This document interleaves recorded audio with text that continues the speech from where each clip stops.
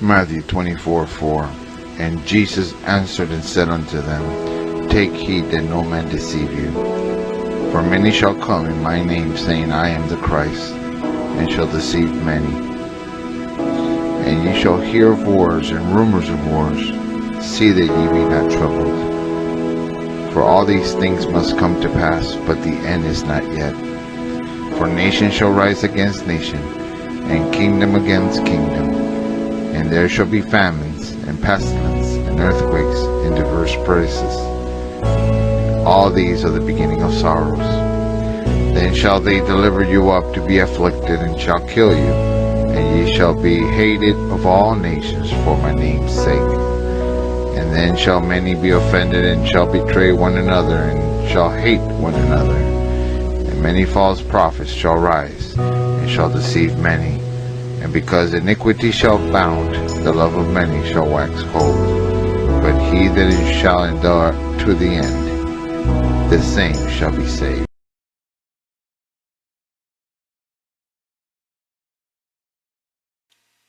Are the IRS, FBI, U.S. Department of Labor, the Mafia, and labor unions part of the Vatican? Is the Pope the superboss of all government agencies, as well as the Vatican? The Pope's Secrets by Tony Alamo. This literature was written in 1983. The Vatican is posing as Snow White, but the Bible says that she's a prostitute, the great whore, a cult, Revelation 19:2. She uses government agency branches in every country, including the United States, as her vicious little dwarfs. The more power and control she gets in government, the more she will fade into the background in her Snow White disguise, so that government will be used and blamed for all her evil deeds.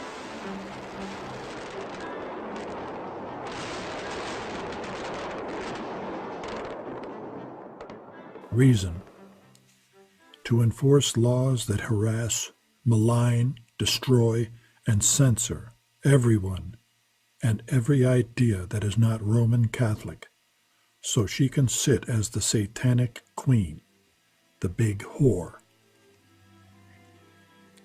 Because of her age-old desire to control the world government and church, the serpent-like Vatican has infested the world and U.S. government with so many of her zealous, highly trained, and dedicated Jesuit devotees that she now controls the United Nations, which she created, the White House, Congress, every state, federal, civic, and social government agency, including the U.S. Department of Labor, the IRS, the FBI, the Supreme Court, judicial systems, the armed forces, state, federal, and other police, also the international banking and Federal Reserve systems, called the Illuminati and Agentur, labor unions, the Mafia, and most of the heavyweight news media.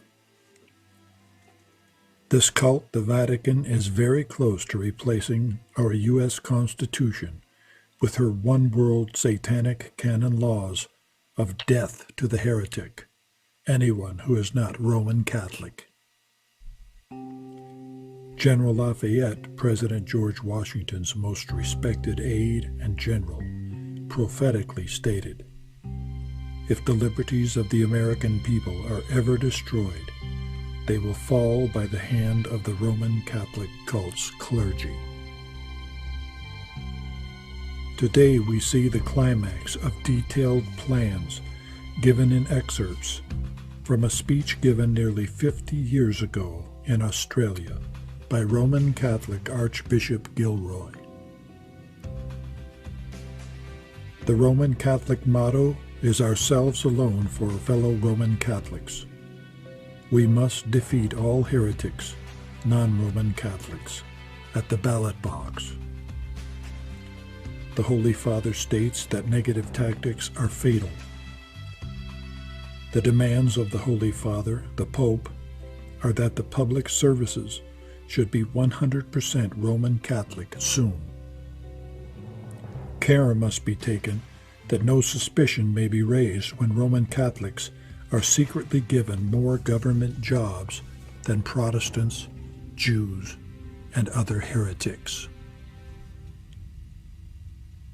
Multi-millions of people have been slaughtered by the Vatican, thus saith the Lord. Revelation 18:24. History bears record to this fact.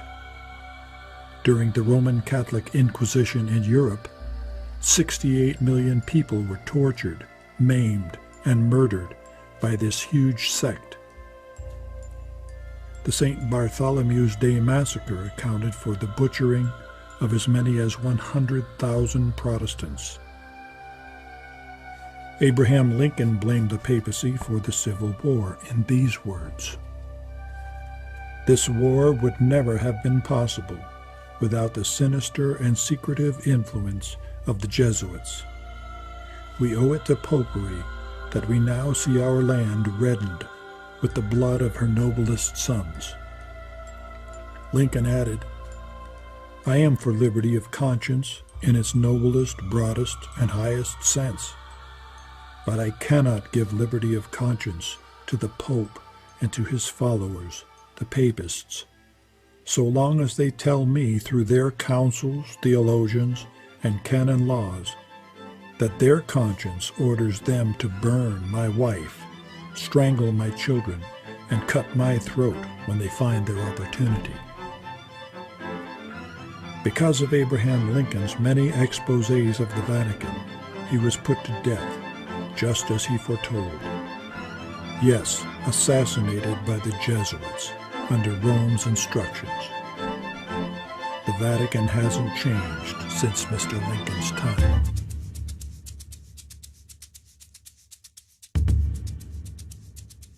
JFK's fatal mistake. When John F. Kennedy was asked by the Vatican, "Are you going to go along with the Roman canon law or the U.S. Constitution?" Mr. Kennedy answered them by saying, "The U.S. Constitution." This was President Kennedy's fatal mistake.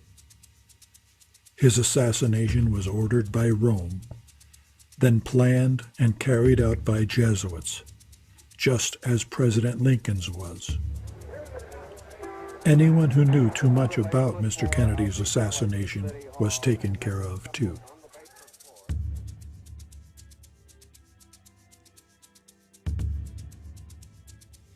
When America cried out for an investigation, Chief Justice Earl Warren, a member of the Vatican's secretive Knights of Columbus, was recruited to do the investigation. He did a lot of double-talking and shuffling, as he was supposed to, and then, after a sufficient period of time, closed the investigation. Like the Pope says, negative actions are fatal. Remember that President Kennedy was a great admirer and student of Abraham Lincoln and knew what Mr. Lincoln knew. World War II, with its casualties of over 30 million deaths, 6 million Jews, the Holocaust, was conjured up and sponsored by the Vatican. Hitler, Mussolini, and Franco were all members of this sect, the Roman Catholic cult. To win the world not for Christ, but for the Vatican, the Antichrist. The turmoil in Central and South America, the tyranny under Jesuit-trained Castro in Cuba and throughout the Caribbean, and the terrorism in Lebanon and Ireland today are the Vatican's handiwork. Now can you see why God calls the Roman Catholic cult the mother of every abomination on earth? Revelation 17:5. The Vatican knew that after World War II, many people were wise to the fact that the war was a Vatican inquisition. So they had to use one of their famous diversionary tactics and open the John Birch Society to get everybody thinking and talking about communism, which the Vatican also sponsors. instead of the true culprit, the Vatican. This was a great success for them. The Vatican also sponsors every major terrorist group in the world. The reason for this is to keep people's thoughts on unexplainable, insane tragedies that their terrorist groups are committing, while the Vatican is busy undermining all governments of the world so they can have world dominion, papal power. When terrorist news hits, it is so shocking that it minimizes the news of the Vatican taking away the U.S. Constitution and of people being deprived of their religious freedoms, being jailed, schools and churches being closed. This is the real thing that the Vatican is after, though: world control of our religion and our government. The more insane, bizarre, unreasonable, and unexplainable the terrorism is, the better.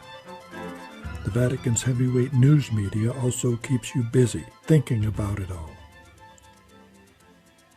Now that they are exposed with their modus operandi, they will soon, with their media and the President of the United States, who just joined them, be the driving force of a campaign to stop all this terrorism that they have created themselves, to make everyone believe that they are good and godly and that they could have never sponsored anything like this.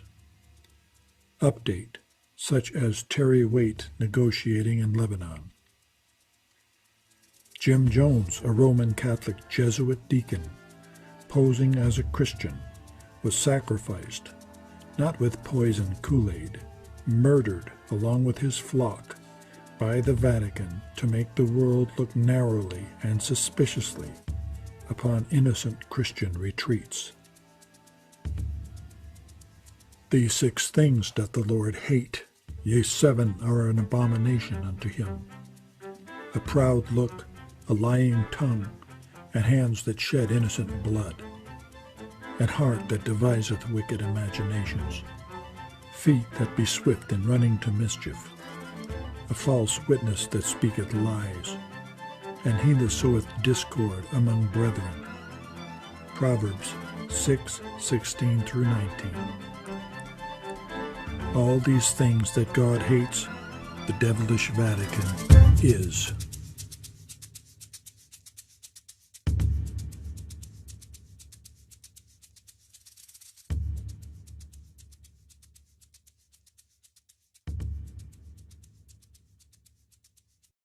Did you ever notice that with the Vatican-controlled U.S. customs and immigration, we cannot get out of this country without going through the 3rd degree, searches, radar, etc.? But in the 1960s, when Jesuit Vatican-trained Timothy Leary led our nation's youth into drug addiction, immigration and customs seemed unable then, as they do now, to detect tens of thousands of pounds of narcotics and drugs entering into our once fair nation via the mafia, which launders all of its illicit, ill-gotten gain, all its black market money through the Vatican. Maybe this is why President Abraham Lincoln said, "I see a very dark cloud on America's horizon." And that dark cloud is coming from Rome. Look at what the Bible says about the Antichrist that caused all this corruption and shed all this blood. And I saw the woman, the Vatican, drunken with the blood of the saints and with the blood of the martyrs of Jesus. And when I saw her, I wondered with great amazement. Revelation 17:6. How much she hath glorified herself and lived deliciously, so much torment and sorrow give her. For she saith in her heart, I sit a queen, and am no widow, and shall see no sorrow. Revelation 18:7. These governments have one mind, and shall give their power and strength unto the beast. That is one world government, state and federal, civic and social government agencies included, powered by Satan, giving that power unto the Antichrist by carrying out her orders. Revelation 17:13. These are some of the very last signs in the Bible's book of Revelation, before Jesus comes back to earth again, and time shall be no more.